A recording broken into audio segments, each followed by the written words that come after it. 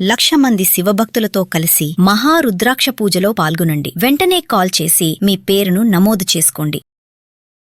Suman TV ప్రేక్షకులకు నమస్కారం. నేను మీ అనలిస్టు మందడి కృష్ణారెడ్డిని మాట్లాడుతున్నాను. కేతన్ అగర్వాల్ కేసు మహారాష్ట్రలో మనందరికీ తెలిసిన విషయమే.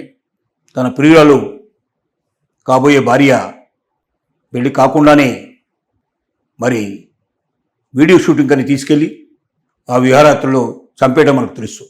ఈ కేతన్ అగర్వాల్ కేసుని ఏం చేయాలి అర్థం కాలే. ఎందుకంటే మొదట చెప్పినటువంటి దానికి ఎదురు తిరిగి తమకేం సంబంధం లేనట్టుగా మాట్లాడడం వల్ల దీన్ని నిరూపించడం ఎట్లాగో అర్థం కాని పరిస్థితి ఏర్పడింది. కేతన్ అగర్వాల్ సంబంధించినటువంటి తల్లిదండ్రులు వచ్చి ఫడ్నవీస్ని మహారాష్ట్ర ముఖ్యమంత్రిని కలిశారు. తమకు న్యాయం చేయాల్సిందిగా ప్రార్థించారు. అప్పుడు ఈ కేసుని ఉజ్వల్ నిగమ్కు అప్పచెప్పాలని నిర్ణయానికి వచ్చారు. ఎవరి ఉజ్వల్ నిగమ్? ఈ ఉజ్వల్ నిగమ్ అనేవాడు ఒక పేరు పోసిన అడ్వకేట్. క్రిమినల్ కేసుల్ని పరిశీలించటంలో వాదించటంలో నిరూపించటంలో ఉజ్వల్ నిగమ్కు ఒక పెట్టిన పేరుంది. భారతదేశంలోనే అత్యంత శక్తివంతమైన అత్యంత పేరు ప్రతిష్టలు గడించినటువంటి క్రిమినల్ లాయర్గా ఉజ్వల్ నిగమ్ అని చెప్తారు. ఇప్పటిదాకా ఉజ్వల్ నిగమ్ 612 మంది క్రిమినల్స్కి కఠిన కారాగార శిక్ష పట్టేట్టుగా చేయగలిగాడు. 32 మందికి ఉరిశిక్ష పట్టేట్టుగా చేయగలిగాడు. మరి ఉజ్వల్ నిగమ్ ఎవరు, ఎక్కడి నుంచి వచ్చాడు, ఇతని జీవిత చరిత్ర ఉంటూ కొంచెం తెలుసుకోవడం మనం ప్రయత్నం చేద్దాం. ఉజ్వల్ నిగమ్ అనేవాడు 1977లో తన లా గ్రాడ్యుయేషన్ పూర్తి చేసి జలగాం అనే ఏరియా లోపల మహారాష్ట్రలో ప్రాక్టీస్ ప్రారంభించాడు. ఆ తర్వాత అక్కడి నుంచి మెల్లగా తను పేరు ప్రఖ్యాతులు సంపాదిస్తూ ముంబై నగరానికి చేరుకున్నాడు. ముంబై నగరంలో ఎన్నో క్రిటికల్గా ఉన్నటువంటి నిరూపించలేకుండా తమ చేతగాదని అడ్వకేట్ వదిలేసిన కేసులు ఎన్నో తీసుకొని విజయం సాధించడం జరిగింది.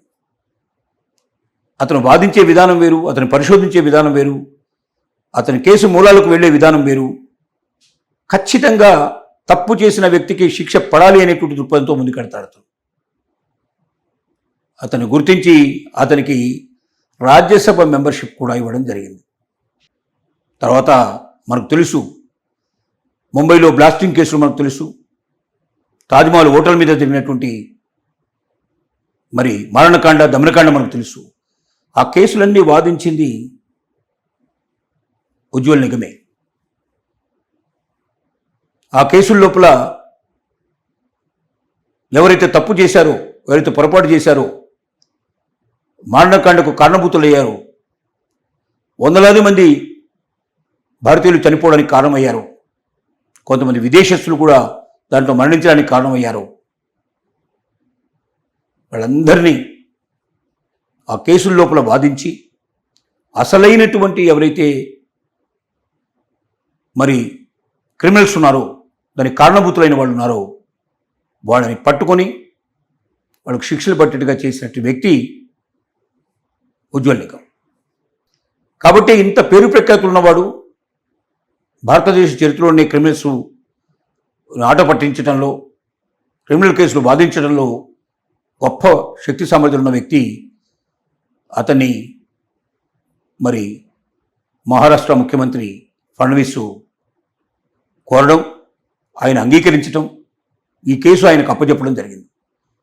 ఇక ఈ కేసులో తప్పనిసరిగా దోషులు బయటకు వస్తారు, శిక్షలు తప్పనిసరిగా పడతాయి. వాళ్ళకి తమ కొడుకు న్యాయం జరుగుతుందని కేతన్ పరేఖ్ యొక్క తల్లిదండ్రులు అభిలషిస్తున్నారు, ఆశిస్తున్నారు. వాళ్ళ యొక్క కోరిక సఫలమవుతుందని ప్రజలంతా కోరుతున్నారు. కారణం ఏంటంటే ఇప్పుడు అందరికీ ఒక భరోసా ఏర్పడింది.